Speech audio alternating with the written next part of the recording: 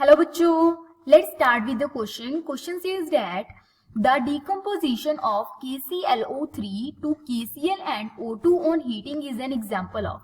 कि यहाँ पे हमारे पास क्या हो रहा है कि जो डिकम्पोजिशन हो रही है किसकी KClO3 की, किसमें यहाँ पे KCl एंड O2 के अंदर जब हम उसको हीट करते हैं तो ये क्या है, इंटरमॉलिक्यूलर रिडॉक्स चेंज है, इंट्रामॉलिक्यूलर रिडॉक्स चेंज है, डिस्प्रपोर्शनेशन और ऑटो रिडॉक्स चेंज है. ओके तो यहाँ अगर हम की कंसेप्ट की बात करें तो हमें क्या पता होना चाहिए, टाइप्स ऑफ रिडॉक्स रिएक्शन. ठीक है, टाइप्स ऑफ रिडॉक्स रिएक्शन. अब अगर हम बात करें इस रिएक्शन में हो क्या रहा है, रिएक्शन क्या है हमारे पास, रिएक्शन है KClO3. ठीक है, ये डिकम्पोज हो रहा है KCl के अंदर और O2 के अंदर. ठीक है, तो यहाँ पे हमारे पास क्या है, डिकम्पोजिशन रिएक्शन होती है जिसमें एक कंपाउंड क्या हो जाता है, मोर देन वन कंपाउंड में क्या हो जाता है, डिकम्पोज हो जाता है. तो ये डिकम्पोजिशन रिएक्शन है हमारे पास. ठीक है, और यहाँ अगर हम बात करें इसके अंदर ऑक्सीडेशन नंबर की, तो यहाँ पोटेशियम का जो ऑक्सीडेशन नंबर है वो कितना है हमारे पास, यहाँ पे ये है हमारे पास यहाँ पे +1. ठीक है, अगर हम बात करें यहाँ पे पोटेशियम की तो ये है +1. अगर ऑक्सीजन की बात करें तो यहाँ पे कितना है हमारे पास -2. और यहाँ हमारे पास क्या है, एलिमेंटल फॉर्म में हमारे पास क्या है, ये मॉलिक्यूलर फॉर्म में है. ठीक है, तो यहाँ हमारे पास है 0. ठीक है, अब क्लोरीन की अगर हम बात करते हैं तो KClO3 में हमें कैलकुलेट करना होगा.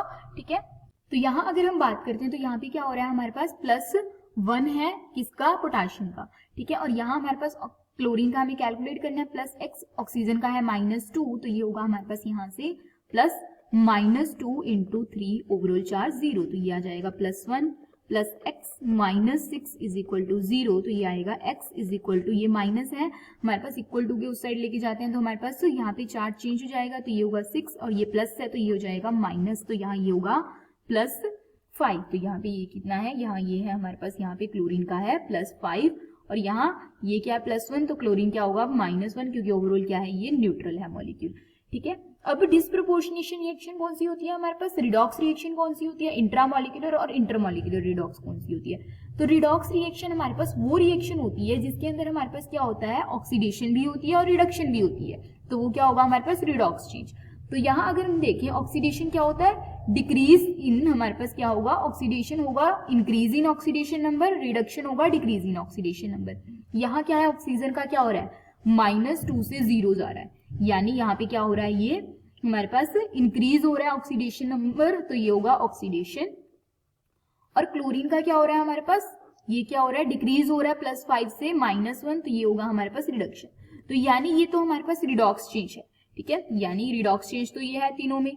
अगर हम बात करें डिस्प्रपोर्शनेशन की, तो डिस्प्रपोर्शनेशन क्या होता है हमारे पास, जिसके अंदर एक ही एलिमेंट की ऑक्सीडेशन हो रही है और एक ही की क्या हो रही है, रिडक्शन, लेकिन यहाँ तो डिफरेंट की हो रही है, तो ये तो नहीं होगा. अब अगर हम बात करें इंट्रामॉलिक्यूलर और इंटरमॉलिक्यूलर, इंट्रामॉलिक्यूलर क्या होता है, जिसके अंदर हमारे पास जो एक ही कंपाउंड है उसी की जो हमारे पास एक एलिमेंट की ऑक्सीडेशन हो रही है और दूसरे की क्या हो रही है, रिडक्शन, तो वो होगा इंट्रामॉलिक्यूलर.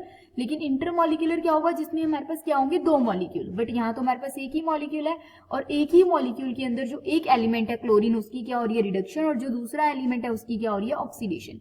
तो ये क्या है हमारे पास, इंट्रामॉलिक्यूलर रिडॉक्स चेंज. तो इसका क्या आएगा, option B. Okay, hope you understand it well. All the best. Thank you.